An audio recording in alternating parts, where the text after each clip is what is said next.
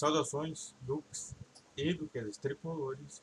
Aqui quem fala é Duque Tricolor para mais esse vídeo. E bom, senhores e senhoras, vamos falar sobre quebra de paradigmas. Então, eu não sei se você sabe, mas quando a gente estuda a ciência ela trabalha com dois personagens importantes, Karl Popper e Bachelet. O Bachelet ele fala o seguinte, que até que não se prove o contrário, aquele paradigma é o certo. Exemplo, até que não se prove o contrário, a fórmula da água é H2O, ou seja, dois elementos de hidrogênio para um oxigênio, né?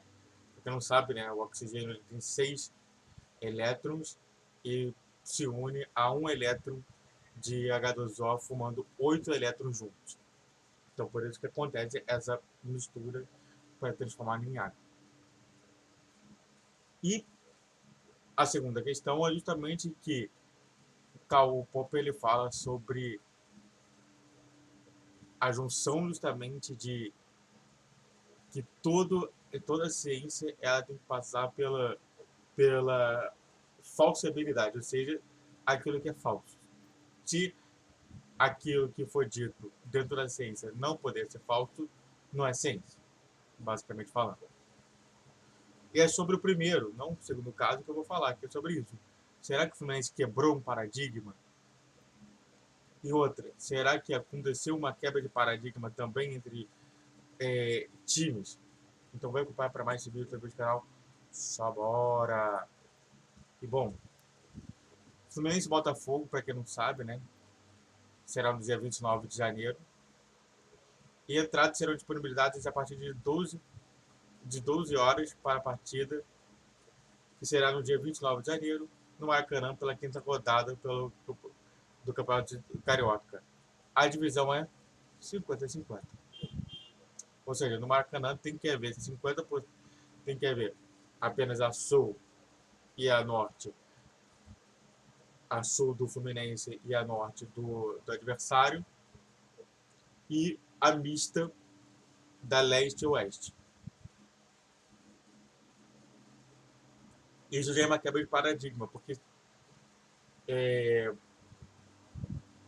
vamos ver o que eu tenho que falar aqui. Então, o Fluminense então, terá esse 50-50. E por que eu estou falando de quebra de paradigma? Justamente isso. Você lembra da polêmica feita pelo Botafogo SAF, né? Porque, para quem não sabe, quando o Botafogo ele chegou com a SAF, até um pouquinho antes da SAF, eu não sei por que motivo, o Botafogo começou a ter, contra o Fluminense, também contra os outros clássicos, a realmente querer mandar o campo lá no estádio do Engenhão e somente para uma torcida única, não oferecendo nenhuma torcida. Tanto que realmente, por exemplo, quando foi o jogo de volta, né, quando teve o jogo de ida, lá era só os torcedores do Botafogo. E também uma parte, né, 10%, que é o mínimo que qualquer disputa faz, de torcedores visitantes. Ou seja, a gente era contratado como visitantes. Enquanto isso, no Maracanã, representando a lei da reciprocidade, você também deu 10% de ingresso apenas para a torcida do Botafogo. Isso para mim é muito estranho, porque o futebol carioca não é assim que se funciona. O futebol carioca só funciona com 50-50. Então o técnico também inflamou isso tudo, trabalhou muito nesse problema de divisão entre o Fluminense e o Botafogo, que sempre teve uma boa situação. Só um pouquinho antes do John Textor e o John Textor piorou a situação, que o Fluminense e o Botafogo se tornou um clássico de ódio, propriamente dito. Sempre foi somente bem amistoso. E bom, e no Campeonato Brasileiro e outras competições? E aí tem essa pergunta, né? Tipo assim, eu sempre gosto de aumentar um pouco a situação, né? Tá bom. Então no Campeonato Carioca, jogos do Fluminense e Botafogo vão ser isso, mas e no Campeonato Brasileiro? Que a gente vai ter que jogar também contra o Botafogo, pelo menos 2 vezes. E no Campeonato e na Copa do Brasil, se por acaso a gente pegar o Botafogo? Como é que vai ser? Porque, assim, vale lembrar que realmente é isso que está acontecendo. O Botafogo, o Fluminense sempre foi justamente um bom moço pro Botafogo. O Botafogo sempre foi, e muito do pouco tempo, e muito também inflamado também por conta do John Textor, realmente parece que é um outro Botafogo. Parece que os botafoguenses não aceitam isso. Então essa que é a minha pergunta. Não adianta apenas falar sobre, que bom, né? Que bom que quebrou esse paradigma, né? Que era 90-10 e agora é 50-50. Parabéns. Mas até agora. Vamos observar somente sobre os jogos que o Botafogo tem contra o Fluminense na Copa do Brasil, se por acaso acontecer, e no Campeonato Brasileiro, para a gente observar se realmente era só isso mesmo, se realmente só era por conta do Campeonato Carioca ou se era para alguma outra coisa, tá bom? Antes de a gente continuar esse vídeo, eu quero fazer 3 pedidos e 3 informações. Dois, 3 informações e 2 pedidos. Aqui tem o meu Pix, se você quiser me ajudar com qualquer valor, vai ser ótimo. A segunda informação é que as minhas sociais estão na descrição desse vídeo, e a terceira informação está no banner no meu canal, que são os horários, que são 10, 12 e 20 horas. O horário especial às 20 horas, né, que são vídeos únicos, e vídeos no Campeonato Brasileiro às 10, 11 asterisco, 12, 20 e 21 asterisco. 20, 11 e 21 asterisco porque pode não ter, tá bom? Então, vem acompanhar para mais esse vídeo no canal, só para comentar sobre uma outra quebra de paradigma. E bom, após 6 anos, Fluminense volta a Cariacica, onde nunca venceu o time carioca. O tricolor ia enfrentar Madureira pela terceira rodada estadual no estádio Kleber Andrade. O último jogo foi o clássico contra o Flamengo em abril de 2017, que terminou empatado com um gol do volante Wendel.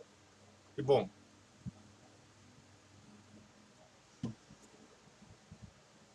e aí só para deixar aqui claro, né, nas outras vezes que esteve por lá enfrentando uma equipe carioca, o Fluminense não saiu bem. Ou seja, toda hora que ele foi para Cariacica enfrentar o clube carioca, ele perdeu, né?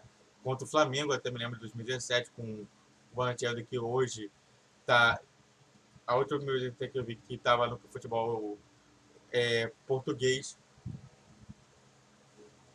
foi um gol bem legal do Wendel, que a gente acabou empatando contra o Flamengo, que já estava se estruturando ali para tornar aquele grande Flamengo que é hoje. E é justamente por isso, né?